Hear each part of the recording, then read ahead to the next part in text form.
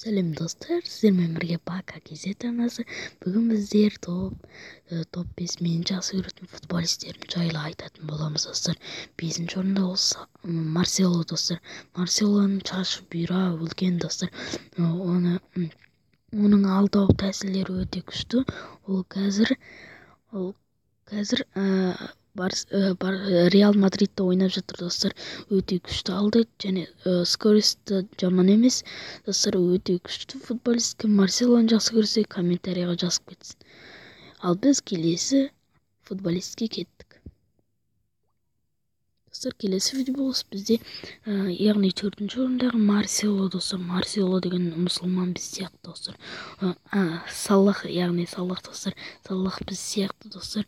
Мұсылман яғни мұсылман халықты тұрады Египетте яғни достар.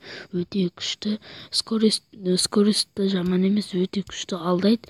Алдау тәсірлері нормальный достар, өте күшті. Мүмкін Салахты жақсы көрсе комментарийға жазып кетсін. Біз келесі футболистке кеттік достар. Келесі бізде Неймар достар. Неймар яғни 3-ші орында достар. Неймардың алдау тәсілдері өте күшті достар. Неймардың алдау тәсілдері деген мықты, өте көз жеткізе алмайды достар.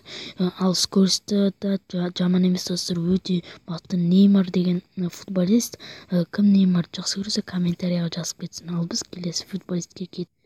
Келесі футболист достар бізде Мбаппе достар. Ол 2-ші орында достар. Мбаппе 19 жаста болғанмен скорост өте мықты достар. Алдау тәсілдері де өте күшті, өте мықты. 19 жасар бала, ең жас футболист десек те болады достар. Міне Мбаппе достар өте күшті, скорост 2-ші орынға шықты достар, өте мықты. Ал біз келесі футболистке кеттік. Бізде келесі футболист әрине Месси, Лионель Месси достар. Мен Лионель Мессиді 1-ші орынға қойдым. Ол қазір Барселонада ойнайды достар. Өте мықты, мықты футболист.